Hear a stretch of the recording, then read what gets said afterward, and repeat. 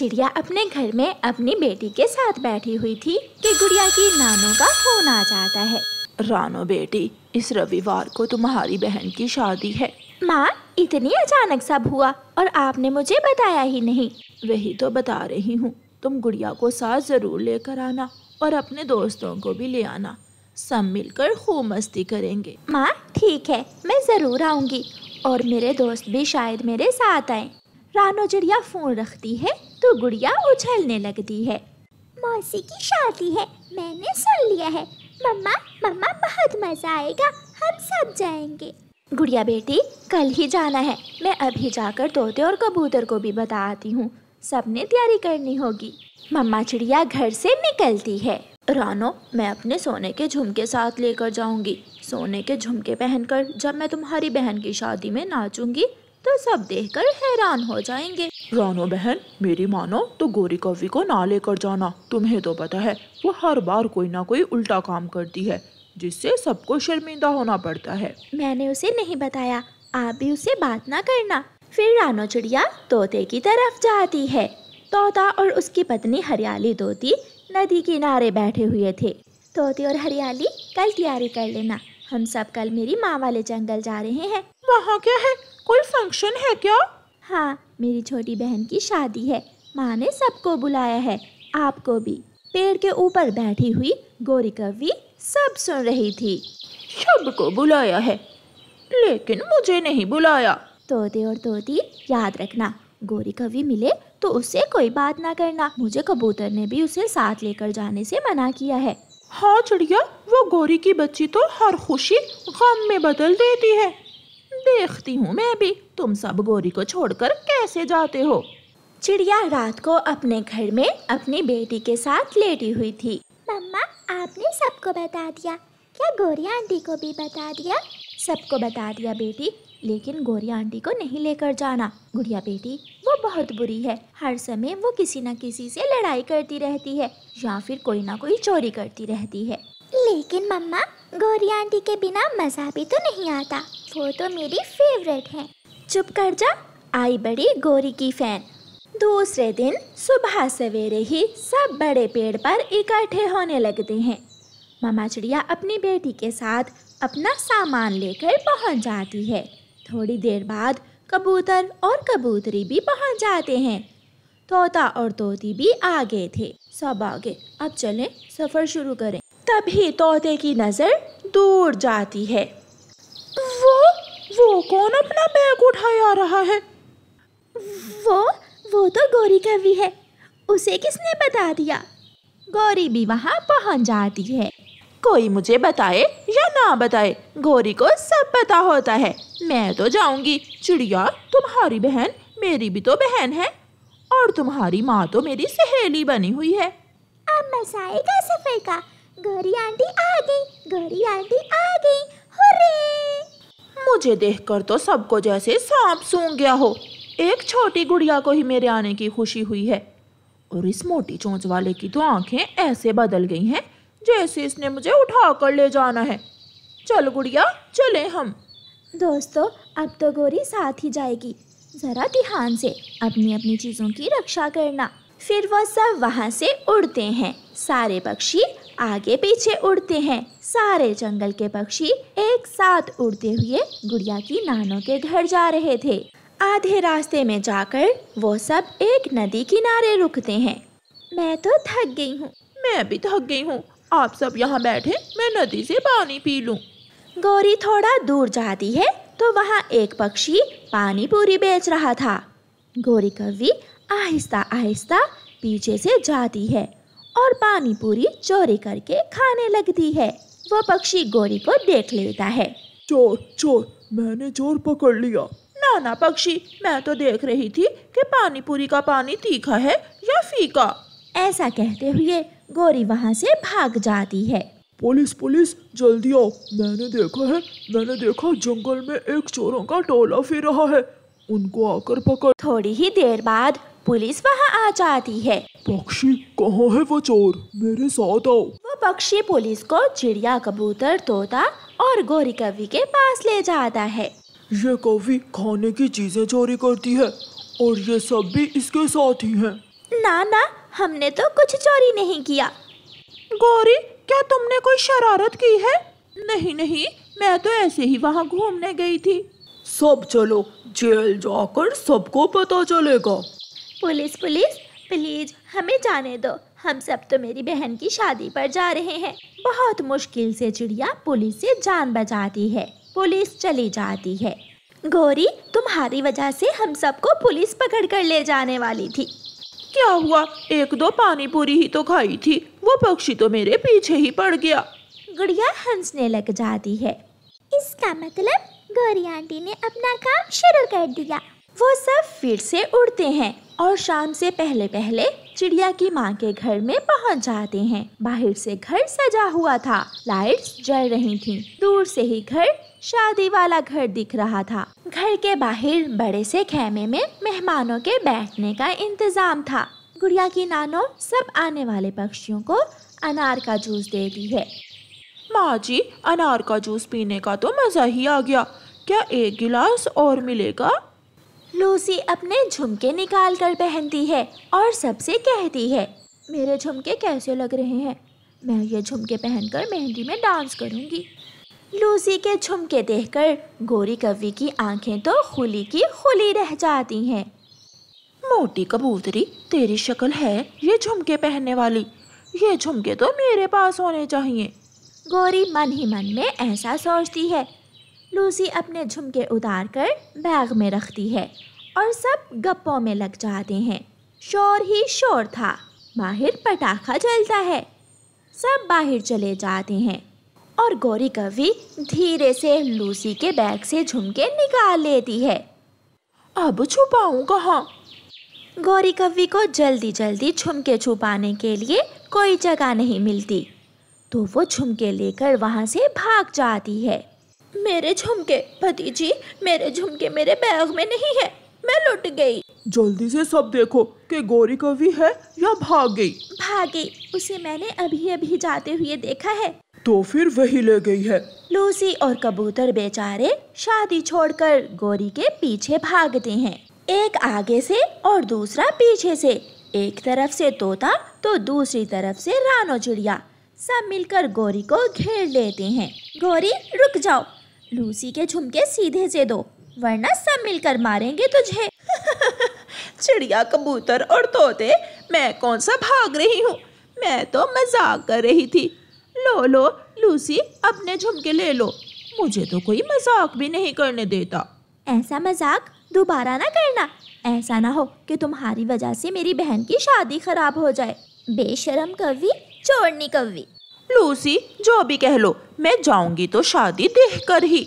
बेइज्जती करवाने के बाद गोरी कव्वी फिर से शादी वाले घर में चली जाती है। गोरी कव्वी खूब नाचती है और सब गोरी कव्वी का डांस बहुत पसंद करते हैं। लूसी और हरियाली, एक बात तो है, गोरी के बिना सच में मजा नहीं आता। गोरी से रौनक लग जाती है। लूसी, जरा अपने झुमके तो देना, पहन कर देखूं कैसे लगते हैं। फिर वो सब हंसने लग जाते हैं।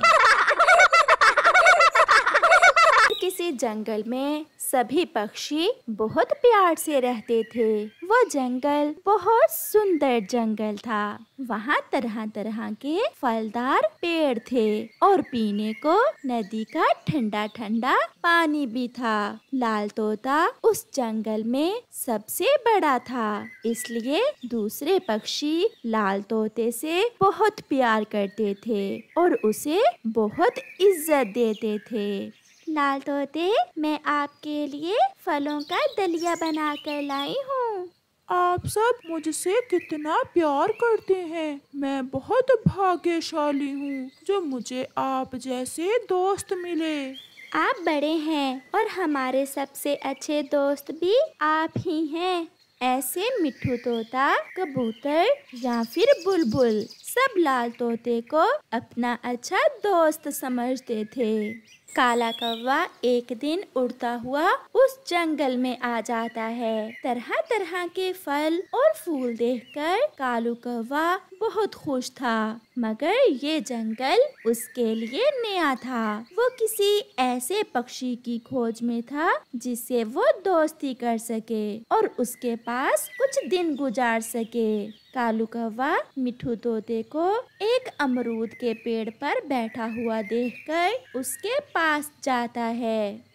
तोते, मेरा नाम कालू कौवा है। मैं हरे जंगल से आया हूँ। अगर तुम्हारा जंगल हरा भरा है तो तुम यहाँ क्या करने आए हो अपना जंगल छोड़कर? मम्मा, मैं यहाँ सैर करने आया हूँ। क्या तुम मुझसे दोस्ती करोगे? हम अजनबियों पर भरोसा नहीं करते, क्योंकि मेरे यहाँ बहुत सारे दोस्त हैं और मुझे अपने दोस्तों के होते हुए नया दोस्त बनाने की जरूरत नहीं है। तुम यहाँ से जा सकते हो। कालू कौवा शर्मिंदा होकर वहाँ से चला जाता है। चाचा कबूतर, आज मैंने देखा हमारे जंगल में एक काला कौवा उड़ता फिर रहा था। मुझे तो शक्ल से ही वो कोई फ्रॉडिया लग रहा था।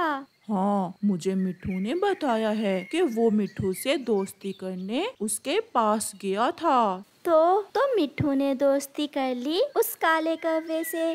नहीं, मिट्ठू ने उसे भगा दिया और उसे बताया कि हम सब पक्षी किसी अजनबी पर भरोसा नहीं करते। ऐसे चिड़िया और कबूतर बैठे बातें करते हैं। शाम होने वाली थी। कौवा भी रात गुजारने के लिए परेशान हो रहा था। फिर उसे एक पेड़ पर अपने घर के सामने लाल तोता बैठा हुआ दिखाई देता है। कालू कौवा सीधा लाल तोते के पास जाता है। कितना सुंदर रंग है आपका, कितने प्यारे लाल लाल पंख और चोंच तो किसी दूसरे पक्षी की नहीं है आपके जैसी। कौवा ऐसे लाल तोते की तारीफें करता है। मेरे सारे दोस्त भी मुझसे ऐसा ही कहते हैं। अगर आप हमारे जंगल में होते तो हम आपको अपना राजा बना लेते। कौन सा जंगल है तुम्हारा काले कौवे? सागर के उस पार फूल ही फूल, फल ही फल, नदियाँ, झरने और तितलियाँ हैं हमारे जंगल में। मगर मैं कुछ दिन यहाँ गुजारने आया हूँ। क्या आप मुझसे दोस्ती करोगे? क्या तुम्हारे जंगल में झरना भी है? दो झरने हैं हमारे जंगल में, तो मुझे तुम्हारी दोस्ती स्वीकार है। ये सुनकर कालू कौवा बहुत खुश होता है। लाल तोता उसे अपने घर ले जाता है। मीठे फल और नरम नरम दाना खाकर कौवा खुश हो जाता है। दूसरे दिन कबूतर चाचा जब कौवे को लाल तोते के पास बैठा हुआ देखता है तो वो जल्दी से चिड़िया और मिट्ठू को साथ लेकर लाल तोते के पास जाता है। लाल तोते, ये अजनबी कौवा है और हम पक्षी ऐसे अजनबियों पर विश्वास नहीं करते। आपने इसे अपने घर में क्यों रखा है? घर में ही नहीं रखा, हमने तो दोस्ती भी कर ली है। मैं लाल तोते को अपने जंगल में भी लेकर जाऊंगा और लाल तोते को अपने जंगल के झरने भी दिखाऊंगा। ये बुरा नहीं, अच्छा कौवा है। मुझे इससे दोस्ती करने में कोई मुश्किल नहीं होगी। क्या आप इस काले कौवे की खातिर हम सबको छोड़ दोगे? अगर मैं कालू कौवे के साथ झरने देखने चला गया फिर तो सबको छोड़ना ही होगा। पता चल गया, ठंड पड़ गई दिल को। अब आप सब यहाँ से जा सकते हैं। सब पक्षी निराश होकर वहाँ से चले जाते हैं। ऐसे ही कुछ दिन गुजर जाते हैं। कौवा मीठे फल खाता और सारा दिन आराम से लाल तोते के घर में सोया रहता। और फिर आहिस्ता आहिस्ता उस जंगल से मीठे फल खत्म हो जाते हैं और जंगल में सूखा शुरू हो जाता है। लाल तोता कौवे से कहता है, कौवे मेरे दोस्त, अब समय आ गया है कि हम आपके जंगल में जाएं और वहाँ के मीठे फल खाएं। तो फिर आप तैयारी करें, हम आज ही मेरे जंगल का सफर शुरू करते हैं। लाल तोता अपना सामान लेता है। उसके पुराने दोस्त लाल तोते को ऐसे तैयारी करते हुए देखकर फिर से उसके पास आते हैं। क्या आप कहीं जा रहे हैं? हाँ, मैं अपने दोस्त के साथ उसके जंगल में जा रहा हूँ। अब यहाँ तो सूखे दाने के सिवा कुछ नहीं मिलता। आप हमें छोड़कर ना जाइए। कितना लंबा समय हमने साथ गुजारा है। हमें आपकी बहुत याद सताएगी। आप ऐसा ना करें। चल लाल तोते, छोड़ो इन्हें। ये नहीं चाहते कि तुम मेरे जंगल के मीठे फल खाओ और ठंडे ठंडे झरने से पानी पियो। मुझे माफ करना दोस्तों, मैं आपकी खातिर अपने नए दोस्त को नहीं छोड़ सकता। ऐसा कहते हुए लाल तोता अपना सामान उठाकर काले कौवे के साथ वहाँ से चला जाता है। उसके पुराने दोस्त लाल तोते को कौवे के साथ जाता हुआ देखकर रो रहे थे, मगर वो कर भी क्या सकते थे, क्योंकि उनका दोस्त तो उन्हें छोड़कर जा चुका था। उड़ते उड़ते लाल तोता और कालू कौवा वीराने में पहुँच जाते हैं। शाम भी होने वाली थी। लाल तोता थक जाता है और वो दोनों दोस्त एक पेड़ पर बैठ जाते हैं। दोस्त, मैं थक गया हूँ और भूख भी लगी हुई है। और कितना दूर है तुम्हारा जंगल? मेरा जंगल अब आने ही वाला है। सागर आएगा और फिर सागर के उस पार है मेरा जंगल। आप यहाँ बैठो, मैं आपके लिए कुछ खाने को लेकर आता हूँ। ऐसा कहते हुए कौवा वहाँ से चला जाता है और लाल तोता बैठकर अपने नए दोस्त का इंतजार करने लगता है। कालू कौवे को थोड़ी दूर एक सूखे हुए पेड़ पर अपनी जाति की एक कौवी बैठी हुई नजर आती है। कालू कौवा उसके पास चला जाता है। मेरे जैसी काली कौवी, क्या कर रही हो? मेरा घर इसी जंगल में है और मैं भोजन लेने आई हूँ। क्या तुम मुझसे दोस्ती करोगी? मैं भी कौवा और तुम भी कौवी, अच्छी गुजरेगी। हाँ, मैं तो कब से किसी कौवे की खोज में थी। कौवा वहाँ बैठकर उस कौवी से बातों में लग जाता है और सब भूल जाता है कि वो लाल तोते को पीछे छोड़कर आया है। जब शाम तक कौवा लौट कर नहीं आता तो लाल तोता भी अपने दोस्त कौवे को ढूंढने वहाँ से उड़ता है। थोड़ी दूर उसे अपना दोस्त कौवा एक कौवी के पास बैठा हुआ नजर आता है। लाल तोता वहाँ जाता है। ये फिर मेरे पीछे आ गया। अब मैं कैसे जान छुड़वाऊं इस मुसीबत से? दोस्त, मैं कब से तुम्हारा इंतजार कर रहा हूँ और आप यहाँ बैठे हुए हो। हाँ दोस्त, ये मेरी बुआ की बेटी है। आप वो सामने वाले पेड़ से फल खा लें और फिर हम मेरी बुआ की बेटी के घर में ही रात गुजारेंगे। लाल तोता बहुत भूखा था, इसलिए वो कुछ सोचे बिना सामने वाले पेड़ पर जाकर फल खाने लगता है। नहीं दोस्त, मगर वो फल तो जहरीला है, वो मर जाएगा। मुझे नया दोस्त मिल गया है और वो भी मेरी जाति से। अब मुझे उस लाल और बड़ी चोंच वाले तोते की कोई जरूरत नहीं है। लाल तोता उस पेड़ से जहरीला फल खाकर वहीं गिर जाता है और मर जाता है और कौवा कौवी के साथ वहाँ से उड़ जाता है। प्यारे दोस्तों, इस कहानी से हमें सीख मिलती है, अपने पुराने दोस्तों को छोड़कर अजनबियों से दोस्ती सोच समझ कर करें। आपका धन्यवाद।